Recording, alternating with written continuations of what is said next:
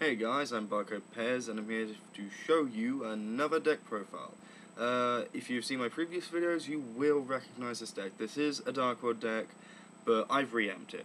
I'm going to be honest, I feel that my last Dark World deck sucked.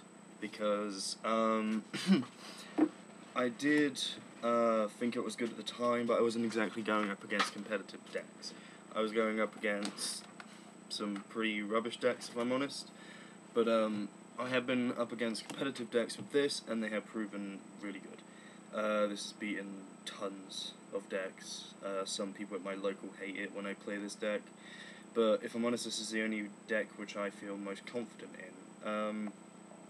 But I do have some other decks that I do use, but at the moment this seems to work best, because it seems to be faster than my other deck. So I'm gonna be quiet now. I'm gonna show you my deck because I reckon some people will like this. A lot of people at my local have actually taken influence from it, weirdly enough. But anyway, obvious for the top card of today: Free Grapha, Dragon Lord of the Dark Worlds, the essential beat stick of the Dark Worlds. Free Gold, Woolord of the Dark World. I love him mainly because of his side effect. I'm not so bothered about silver personally. It's never really come in handy that many times for me, so I tend to run 3 golds instead. 2 beige. These guys are so important in the deck, it's unbelievable. As weak as they are, and as useless as they seem, they actually tend to be the core discard that I use. 2 snows, get my nice little search of a Dark World card. And finally, for the main cards that I do use, 3 Fabled Ravens. I am now running 3 because I have 3. And the fact that I run 3 now makes it so much better. And I love them. They are one of my favourite cards in all of Yu-Gi-Oh! 1 Morphing Jar, very nice card for the deck. Even if you got nothing, you just get yourself a nice 5 cards. Trance Archfiend, he's very nice. You get the discard, you know, he plus his attack by 500, but if he's destroyed, you can bring back one of your banished Fiend-type monsters to your hand. So if you have to banish something which is stupid, like, oh, I've got to banish a gold just to bring something back or out, you know, it's like you can bring it back to your hand, so you just get the nice other discards. A Battle Fader, very essential in any deck. Get a nice stall of attack. And also Gauze. This card, not my favourite rarity, if I'm honest. The Ghost Gold. Not my favourite rarity out of all of the rarities, if I'm honest. Alright, back to magics. Okay, 2 Gates of the Dark World. I see it unnecessary to run 3. 1 Dark World Lightning, you can get rid of the face down monster, like, the amount of times I've used this on Raikou, and I love it. But yeah, you can get rid of back row, or you can get rid of one of their face down monsters, so it stops some effects, but they will still get some searches. 3 Dark World Dealings, these are very essential for the deck. You get yourself a nice discard. 1 Card Destruction, very nice in the deck. Gateway to the Dark World.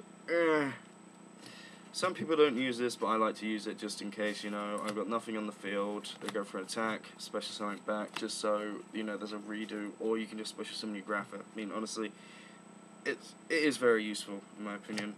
2 MSTs, staples, a Forbidden Chalice, I keep saying Chalice, Forbidden Lance, people. Some people need to remind me that it's Lance. 1 Burden of the Mighty, this card is very nice, you know, your biggest monster in this deck, he's not got the highest attack, but this will weaken your opponent's monsters so that they can't attack over him. 1 Monster Reborn, a Swords of Revealing Light, and a Terraforming just to bring the field spell to my hand. Okay, traps. Solemn Warning to get rid of the summons, along with Bottomless Trap Hole. Skill Drain, this is very good for the deck.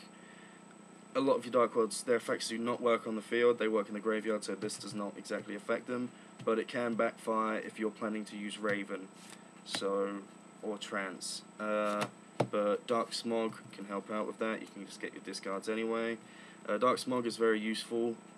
It's come in handy against a lot of decks. Came in handy against Inzektor's again when I was against him at one point. Once per turn, you can target one monster in your opponent's grave, discard one fiend type, and banish that target. Pretty much, from what I've been told, I don't run it like this, but it's what I've been told. Apparently, you can chain if someone MSTs it while it's face down. Apparently, you can chain it and discard and still get the banish.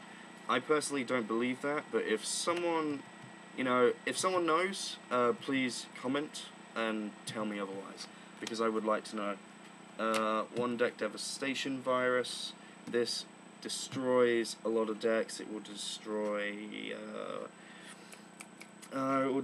Dragoonities, Wind-Ups, and some other decks. Inzektor's not so much, unless they're getting rid of their Dragonflies or Centipedes.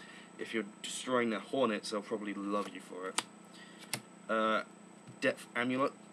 This card is very nice. You can get yourself a nice discard just to negate some attacks. It lasts for 3 turns, so it's like swords. But, it's very nice you get yourself the discard. Mirror Force and Changing Destiny, my favourite trap. Okay, I'm now going to show you my extra deck. This deck is mainly a roll of anti-sync. It just gets rid of synchro decks, so it has proven very useful against a lot of decks like Infernities, Blackwings, Dragoonities, and some other decks I can't remember. But 2 Dark Highlanders, because you need Fiends to be able to get him out. He's got a nice attack, and neither player can synchro summon. So if you're going up a deck which will require them to sync, you get him out, they won't be able to do anything. So he's very good, and also if any of your opponent's monsters have equip cards, destroy all the equip cards to that monster and inflict 400 damage to your opponent for each destroyed.